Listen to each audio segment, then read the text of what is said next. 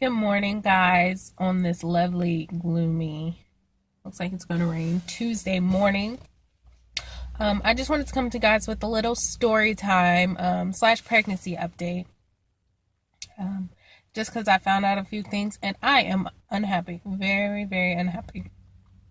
But we'll get into that in a moment. I am currently 6 weeks and 3 days pregnant today.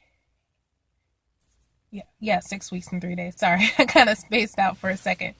But I don't have any symptoms besides I have this really bad eczema flare up on my neck, and I can't get it to go away for nothing.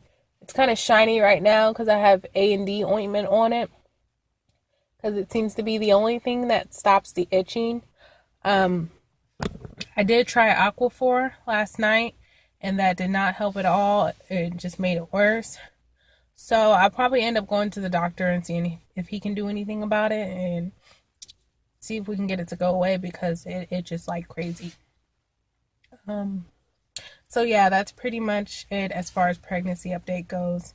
I would do a belly shot, but I'm kind of chillaxing in the car, so I'm not going to do that right now.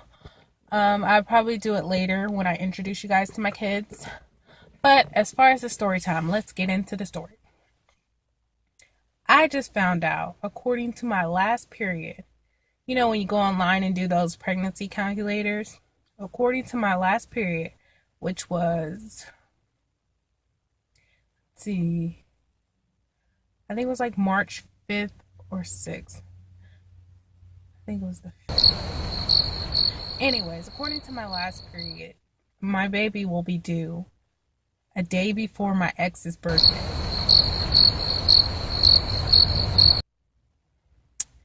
So yeah, I told my fiance that, and he was just like, "Oh my goodness." It was just, I don't. What do you say to that? Like, um, there's really not much to say to that. Me and my ex had a really bad relationship. It went on for 5 years. It was a very abusive relationship. Um, Mentally, physically, verbally, emotionally. Like, it was really bad. And when we had our first daughter, he had no problem with physically abusing me in front of her. If I was holding her, he never had a problem. And I just thank God that I am out of that relationship. And it took 5 years for me to realize my worth. And I honestly don't even think I knew my worth when I left. He was in jail at the time, so I kind of took my moment and ran with it. And I met my fiance, and he kind of showed me my worth. So, kind of in a way, I never broke up with my ex, but I'm pretty sure he got the point by now. It's been 3 years. But I will get more into that story later. I am just very disappointed it's due a day before his birthday. So we're going to try to, I'm going to do, what is it called? Castor oil. We're going to try to have that baby way before that day. Like maybe a week early. I will try to schedule a C-section since I can't have any kids naturally, because my birth canal is too narrow. So I know I won't be able to have a child naturally. So I will ask the doctor, look, you can schedule the C-section a week before this date, but we can go past the due date. We can do that, but not on the due date, because that is just not going to happen.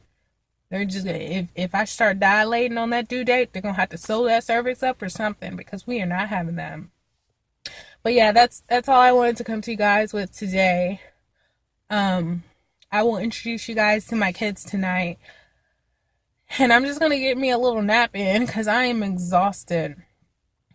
I since I live 45 minutes away from my job, I prepare dinner the night before. So like last night I made spaghetti, and we had pizza for dinner last night, but I made spaghetti for tonight. So when I get home, we're gonna eat spaghetti, and then I'm gonna have to make dinner for the next day.